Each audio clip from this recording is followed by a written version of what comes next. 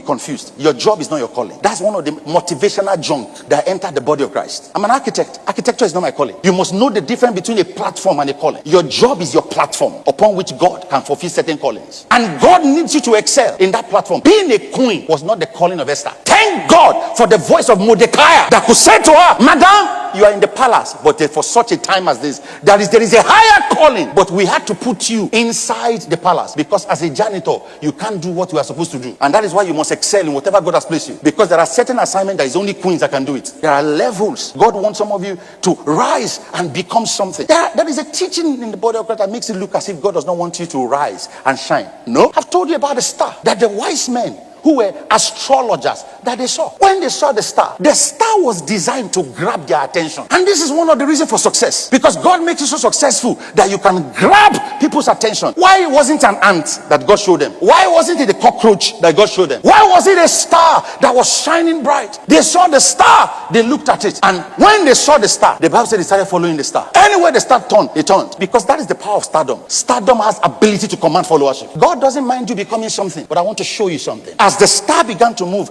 the star had only one goal, and it was going to only one place, where Jesus was. And as they followed, when the star led them to where Jesus was, the star said, I have completed my duty on earth. That the reason God is lifting you is that men be led to Christ. When you finally, with your glory and your beauty, bring them to where Jesus is, that is when you are fulfilling your purpose as a star. Wealth is nothing. Prosperity is nothing if Christ is not seen through it. A day is going to come, you're going to stand before the Lord. And when you stand before the Lord, you are not going to be able to give excuse. Away from the regular information of the everyday motivation, especially in the body of Christ, the man of God here is changing the narrative. And I kind of have some level of, I understand what he's saying. And quite frankly, and even with his own explanation, it made it look very easy to connect with him, to say, the job that you have. A lot of times we've been told that, you were called to be a doctor, you were called to be a nurse, called to be a teacher, called to be an administrator, and all of that. But he's saying here that whatever job you do, whatever career you pursue, all of them are platforms. They are platforms for an eventual call.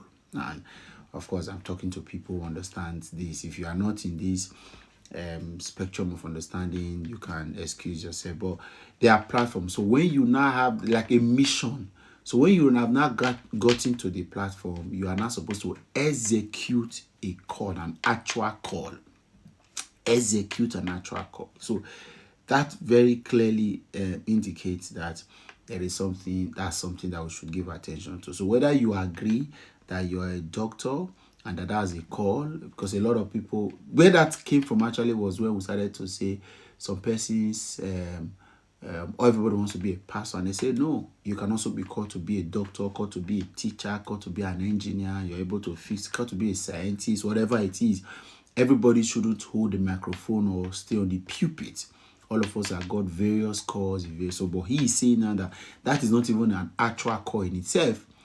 That whatever you pursue as a career, whatever job, whatever office, whatever privilege you have, whatever skills you have, all of these are platforms for you to actually execute an actual call.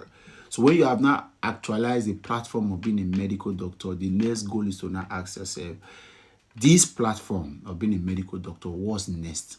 What can I execute? What is the actual call? What did the good Lord give to me to come and do here? What am I doing here? Yes, I'm a doctor.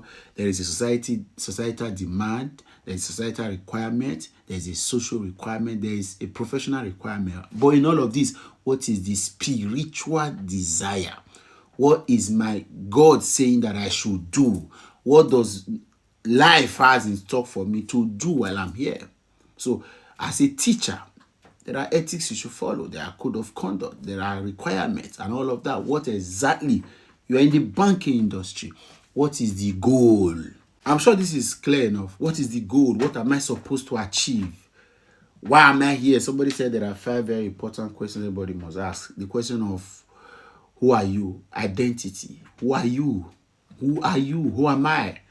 The next question, the question of mission, where am I going to? Where am I going to? Next question, what am I going to do there? What am I going to do there?